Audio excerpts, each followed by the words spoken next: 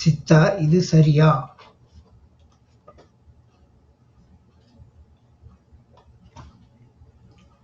செம்பவாங்கு பகுதியில் நகுலன் என்ற சிறுவன் வாழ்ந்து வந்தான். வசதியில்லாத குடும்பத்தில் பிறந்து அவனுக்கு அதிகம் படிக்க வாய்ப்பில்லை போனது. அதனால் நகுலன் தன் தந்தை செய்து வந்த தச்சு தொழிலைக் கற்றுக்கொண்டான். செய்வன திருந்தச் செய் என்பதற்கு ஏற்ப அவன் தச்சு தொழிலில் நுணுக்கங்களைக் கற்றுத் தேர்ந்தான்.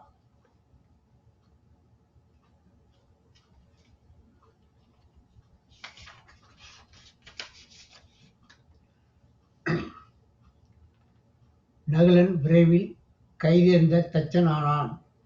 அவன் கைவண்ணத்தில் உருவான ஒவ்வொரு பொருளும் மிக அழகாகவும் நேர்த்தியாகவும் காட்சியளித்தது. முதலில் நகுலன் தனியாக தன் தொழிலைக் கவனித்து வந்தான்.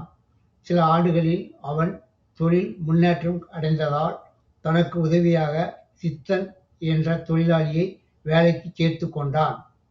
நகுலன் தன் தொழிலை சித்தனுக்கு முழுமையாகக் கற்றுக் கொடுத்தான். சித்தன் நகுலனிடமிருந்து தொழிலை விரைவாக திறம்படவும் கற்றுத் தேர்ந்தான். நகுலன் திருமணம் செய்து கொண்டு மனைவி குழந்தைகளுடன் மகிழ்ச்சியாக வாழ்க்கை நடத்தி வந்தான். ஆண்டுகள் பல சென்றன.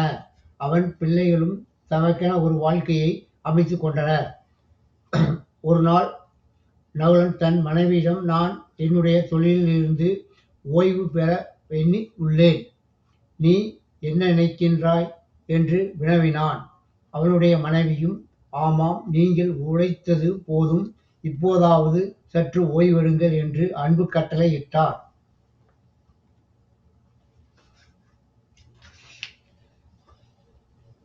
தன்னிடம் நீண்ட நாள்களாக பணி புரிந்த சித்தனைக் கூப்பிட்டு நகுலன் அவனிடம், சித்தா, எனக்கோ வயதாகிவிட்டது. இந்த தொழிலிலிருந்து ஓய்வு பெற எண்ணியுள்ளேன். மீதியுள்ள காலத்தை என் குடும்பத்தாருடன் கழிக்க விரும்புகின்றேன். நீ இங்கிருந்து போவதற்கு முன் எனக்கு கடைசியாக அற்புதமான மர ஊஞ்சல் ஒன்றை செய்து கொடுக்க வேண்டும். இதுவரை இது போன்ற ஊஞ்சலை யாரும் செய்ததில்லை என்று கூறுமளவுக்கு அது இருக்க வேண்டும். செலவைப் பற்றி கவலைப்படாதே என்றான்.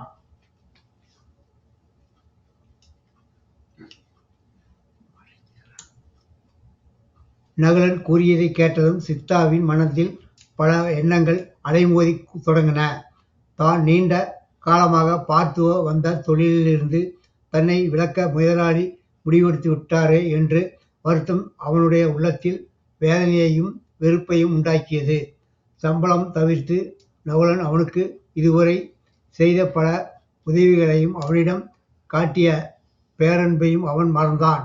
அவன் மனத்தில் குடிகொண்டிருந்த வெறுப்பும் எரிச்சலும் அவன் செய்யத் தொடங்கிய கைவேலையில் தெரிந்தன. அற்புதமான ஊஞ்சலுக்குப் பதிலாக அலங்கோலமான ஊஞ்சலை உருவாகிக் கொண்டிருந்தது. உயர்ந்த தேக்கு மரத்திற்குப் பதிலாக ஏதோ ஒரு மரத்தின் பகுதியைக் கொண்டு சித்தன் ஊஞ்சலை உருவாக்கிக் கொண்டிருந்தான்.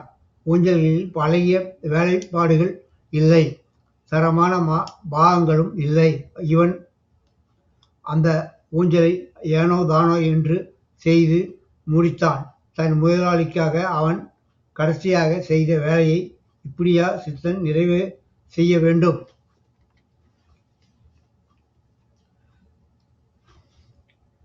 ஒரு வாரம் கழித்து நகுலன் சித்தனைக் காண வந்தான். சித்தா, இந்த ஊஞ்சலை என்னுடைய பரிசாக உனக்குத் தரவே இதைச் செய்யச் சொன்னேன் என்று நகுலன் கூறியபோது சித்தன் அதிர்ந்து போனான். தன்னுடைய வீட்டை அலங்கரிக்க வேண்டிய ஊஞ்சலை இவ்வளவு மோசமாக செய்துவிட்டதை எண்ணி சித்தன் வெட்கத்தால் தலைகுனிந்தான். தனக்கு சொந்தமாகப் போகும்போது ஊஞ்சல் என்று தெரிந்திருந்தால் அவன் நிச்சயமாக அக்கறை காட்டியிருப்பான் இல்லையா? பாவம் சித்தன், இந்த ஊஞ்சலை எப்படி அவன் தன் வீட்டில் வைப்பான்?